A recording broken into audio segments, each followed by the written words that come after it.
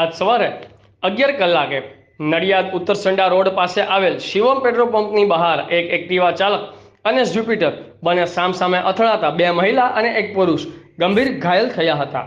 ઘાયલોને તાત્કાલિક નડિયાદ સિવિલ હોસ્પિટલમાં સારવાર હેઠળ લઈ જવામાં આવ્યા, જ્યાં એક મહિલાને પગે ફ્રેક્ચર નોંધાયું હતું. Bureau chief Amit Parekh, Azad media live, Kheda.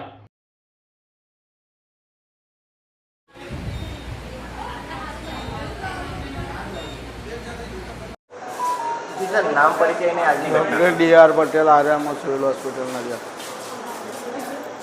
जी सर, अकस्मात થયો છે. આ બે એક્ટિવા ને મારુતિના શોરૂમ આગળ ઉત્તરસંડ આગળ સામસામી ભટકાતા એક્સિડન્ટ થયેલો. જી અંદર કેટલા ઇજાગ્રસ્ત? 2 જણ છે, 2 મહિલાઓ છે. કોઈની સિરિયસ કન્ડિશન? તો બેઉને ફ્રેક્ચર ચેલોરા બેન કરીને છે, અમને ડાબી બાજુના હાથમાં, પગમાં ને માથામાં વાગેલ છે. હાથમાં ફ્રેક્ચર છે અમને. અને ક્યાં રહેવાસી? નડિયાદના જ છે.